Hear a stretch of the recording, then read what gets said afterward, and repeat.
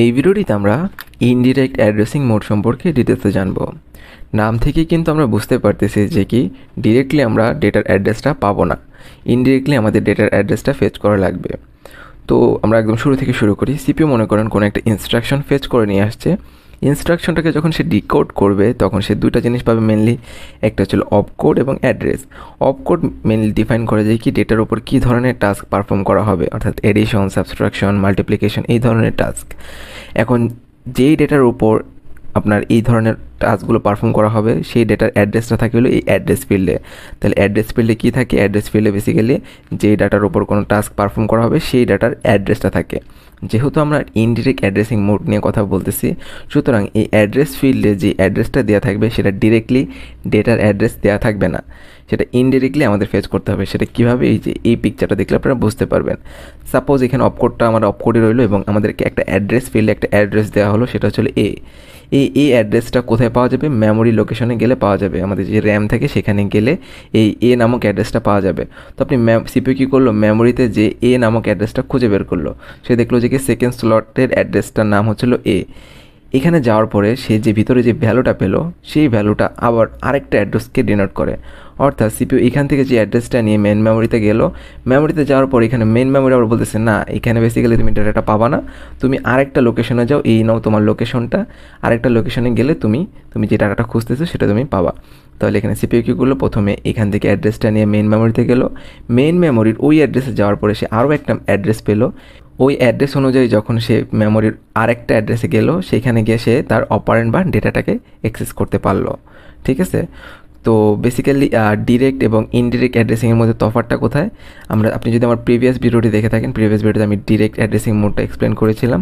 সেটা হচ্ছিল যে ডিরেক্ট অ্যাড্রেসিং মোডে এই অ্যাড্রেস ফিল্ডে যেই ভ্যালুটা দেওয়া থাকে ডিরেক্টলি ওই অ্যাড্রেসে গেলেই কিন্তু ডেটাটা পাওয়া যায়। অর্থাৎ সিপিইউ অ্যাড্রেস পেল এ নামক মেমোরি লোকেশনে গেলে অটোমেটিক্যালি ওইখানে ডেটাটা পাবে। কিন্তু এখানে কি খেয়াল করছেন যে এখানে কিন্তু নামক অ্যাড্রেসে যদি যায়, সেখানে গেলে আরও একটা অ্যাড্রেস পায় এবং সেই অ্যাড্রেসে গেলে তারপরে ডেটাটাকে ফেচ করতে পারে। আর আরেকটা ডিফারেন্স হচ্ছিল যে ডিরেক্ট অ্যাড্রেসিং মোডে যে ইফেক্টিভ অ্যাড্রেসটা থাকে সেটা ইকুয়ালস টু এখানে যে অ্যাড্রেসটা দেওয়া থাকে সেটা। এখানে ইফেক্টিভ অ্যাড্রেস বলতে কী বোঝানো হয়? ইফেক্টিভ অ্যাড্রেসটা বলতে বোঝানো হয় যে কি সিপিইউ কোন মেমোরি লোকেশন গেলে ডিরেক্ট ডেটাটা পাবে, অর্থাৎ কোন মেমোরি লোকেশনে অ্যাকচুয়ালি ডেটাটা আছে। সোজা কথা, যেহেতু ডিরেক্ট অ্যাড্রেসিং মোডে এখানে যে অ্যাড্রেস দেওয়া হয় সেই অ্যাড্রেসে গেলেই ডিরেক্ট ডাটাটা পাওয়া যায়। এই কারণে ডিরেক্ট অ্যাড্রেসিং মোডে বেসিক্যালি ইফেক্টিভ অ্যাড্রেসটা এখানে যে অ্যাড্রেসটা দেওয়া থাকে সেটা সমান। এখানে একটা জিনিস খেয়াল করবেন, এখানে কোনো ব্র্যাকেট দেওয়া হয়নি। ব্র্যাকেট যদি না দেওয়া হয় তার মানে সেটা ছিল ডিরেক্ট অ্যাড্রেসিং মোড, অর্থাৎ এখানে ডিরেক্ট গেলে আপনি ডেটাটা পাবেন। আর যদি কোনো কারণে ব্র্যাকেট দেওয়া হয় তার মানে এটা মিন করে যে কি আপনি ডিরেক্ট ডেটাটা এখান থেকে পাবেন না। তার কারণে আমরা ইনডিরেক্টে এখানে যে লোকেশনটা দেওয়া থাকে সেই লোকেশনটার মধ্যে ব্র্যাকেট ইউজ করে বোঝাই দেয় যে এখানে গেলে ডেটাটা পাওয়া যাবে না, এখানে গেলে আরও একটা অ্যাড্রেস পাওয়া যাবে এবং ওই অ্যাড্রেসে গেলে তারপরে যে রিয়েল ডেটাটা পাওয়া যাবে। তো এখানে আমাদের ইফেক্টিভ অ্যাড্রেসটা কত হবে? এখানে ভালো মতো খেয়াল করেন, অপকোডের ভিতরে যেই ইনস্ট্রাকশনের ভিতরে যেই অ্যাড্রেসটা দেওয়া থাকে সেটা থেকে আমরা ডাটা পাচ্ছি না। তাহলে আমরা এই মেমোরি লোকেশনে গিয়ে এই অ্যাড্রেসে যাওয়ার পরে এখানে আরও একটা অ্যাড্রেস পাই, সেইটাই হচ্ছিল আমাদের কি অপারেন্ডের মেন লোকেশন। এই কারণে আমরা এখানে এর সাথে থার্ড ব্র্যাকেট অ্যাড করেছি যাতে বোঝাচ্ছে যে এখানে আমরা ডিরেক্টলি ডাটা পাবো না। তো এখন আমরা একটা এক্সাম্পলের মাধ্যমে ইনডিরেক্ট অ্যাড্রেসিং মোডটা বোঝার ট্রাই করব। এখানে লেখা আছে অ্যাড এক্স। তো বলতেছে যে কি অ্যাডিশন পারফর্ম করো একটা ডেটার উপর, ডেটার লোকেশনটা কোথায় আছে? ডেটার লোকেশনটা এক্স নামক ফিল্ডে আছে। তো যেহেতু আমরা ইনডিরেক্ট অ্যাড্রেসিং মোড ইউজ করতেছি, সুতরাং কিন্তু আমরা ডিরেক্টলি এক্স লোকেশনে গেলে আমাদের ডেটাটা পাবো না। তো অ্যাডিশনটা অ্যাকচুয়ালি কার সাথে করতে হবে? অ্যাকুমুলেটরে যে ভ্যালুটা রয়েছে সেই ভ্যালুটার সাথে অ্যাডিশন করবে কে?